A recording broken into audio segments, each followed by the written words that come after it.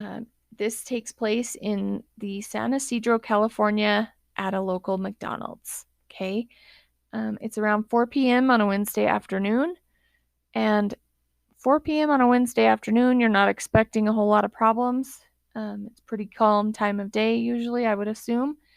And the McDonald's is located 2 miles from the Mexico border. So I picture a lot of transients, people coming and going from there. I'm not sure if that's how it is. Maybe if you live near that area, you could tell me.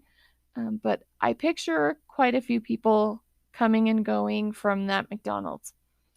So he doesn't just have one gun, he carries multiple guns. He walks into a McDonald's and he demands that all 45 of the customers that are in this McDonald's get on the floor.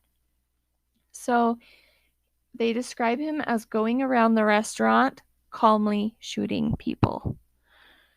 There were quite a few shots fired right away, and police wondered if they were dealing with more than one gunman because there were so many shots all at once. So 4 people try to escape, and he shoots them, along with 16 others, within the first 10 minutes of the attack. So he's already shot 20 people in the first 10 minutes. There's also a fire truck that gets there trying to rescue, and he grazes a firefighter with a bullet. So he's shooting inside, he's shooting toward the outside. So we've got definite police in full, full, I guess what's the word I'm looking for? Full on counterattack mode. So the victims ranged from 4 months to 74 years old, which was crazy. He was shooting babies, he was shooting old people. It did not matter who or what was going on. He was just there to kill them. There was one person that tried to be kind and help him and actually went up to him to help him to try to talk him down. And that person was shot 14 times. And as he's laying there screaming and writhing in pain, Huberty's screaming at him to shut up. So none of this even seems like it struck any chord of emotion with him at any point. He's screaming throughout the attack that he's a Vietnam vet, which is actually not true. He did not serve in Vietnam. And he's claiming that he's, quote, killed 1,000 people and I intend to kill 1,000 more. So he's basically trying to intimidate them, tell them, look, nothing you're going to do is going to stop me from doing this. I've already killed people and I like it. I'm not going to quit doing it. Which he had never killed anybody. This was the first time that he had actually even displayed this. So I'm not really sure what his motivation was, other than just causing fear. So in total, 40 people were shot that day. 21 of those people ended up dying, and 5 of the deaths were those of children. So sadly, we have a lot of innocent victims that were just inside of this restaurant, and either customers, workers, and they ended up losing their lives that day. So even during the attack, he just, like I said, never shows emotion. He's said that he's actually shouting insults at the victims the entire time.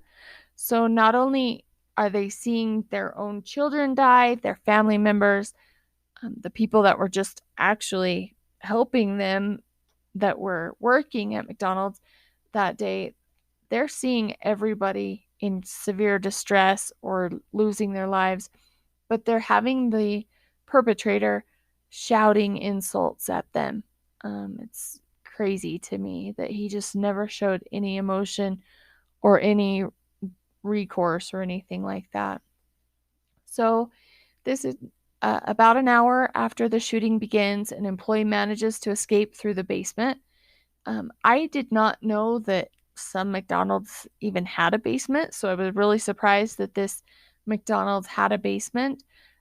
So they luckily, a lot of the survivors ended up surviving because they were in the basement. They managed to hide in the basement. So this employee manages to make it out through the basement and crawls out of a window, and they are able to inform the SWAT team that Huberty is now alone and without hostages. Basically, anybody else that's upstairs with him is dead already. So with that information, sharpshooters are now told to take him out. A marksman now sends a shot through Huberty's chest and kills him. And after making sure that he was dead, police finally enter the restaurant.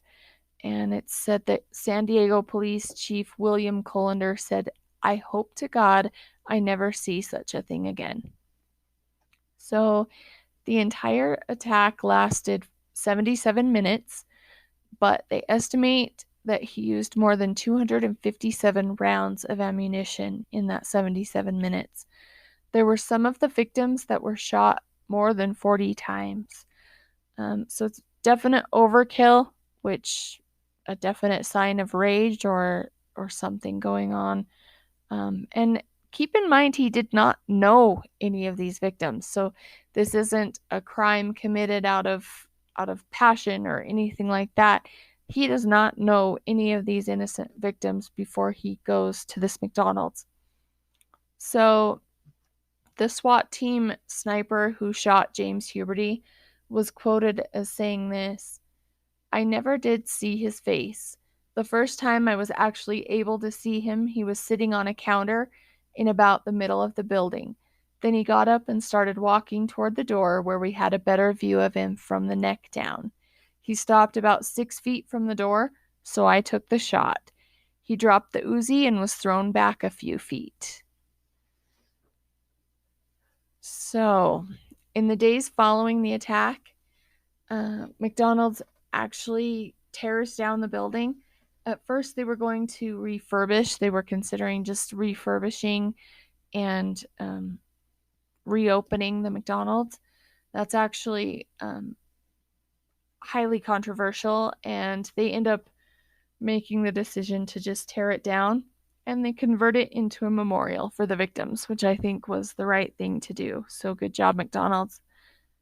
They actually announce as well that they're committing to donating $1 million to a survivors fund, which, again, good job, McDonald's. Overall, the sum of donations would reach more than $1.4 million. So people were also donating to this cause.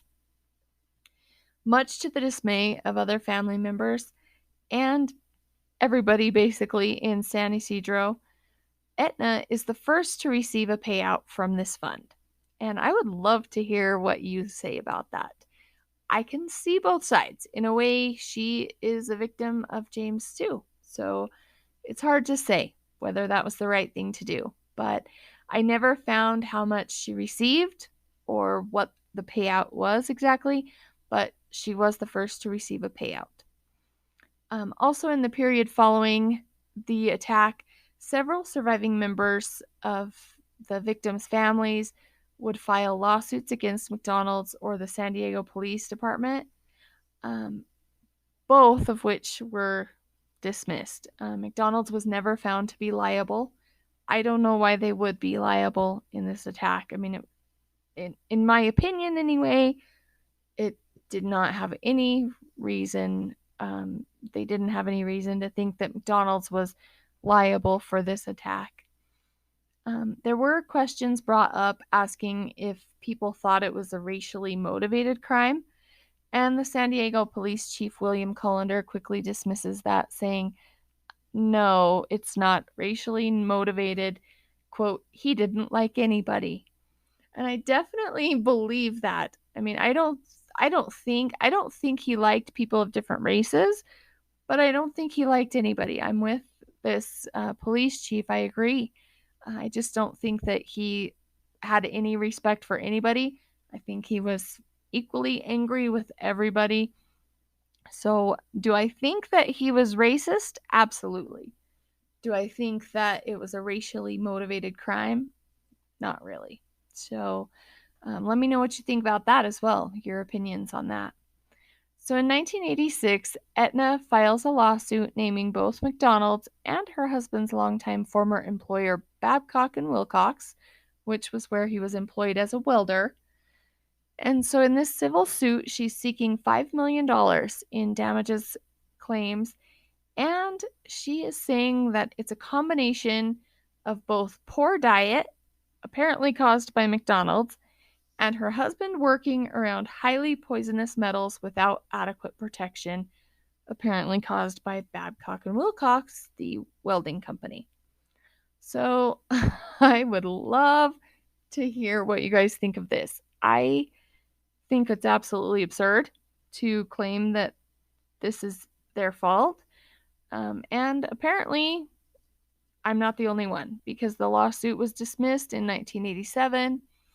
Aetna eventually dies of breast cancer, but not until 2003. So there is a documentary about this. I watched it, and I felt like it was a great documentary. It was told by the stories of the survivors. They talk about what they experienced, they talk about what they saw, and they definitely do a lot of justice to the victims, and it's told from their viewpoint, and so I really appreciated that. It talks about how that 77 minutes that day in 1984 shaped their entire lives from then on. And I agree.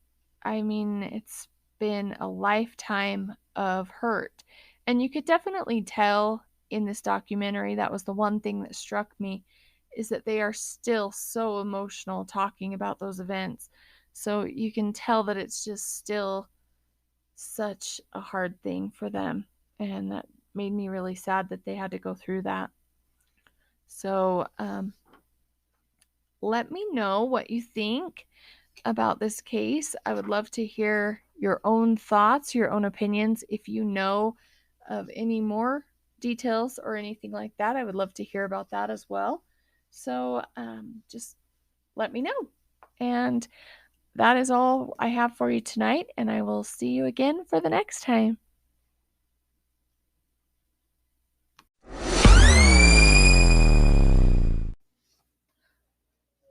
So, as always, everybody, I would love to hear your feedback. What do you think about James Oliver Huberty and about the events leading up to this incident? Do you think that he could have been stopped?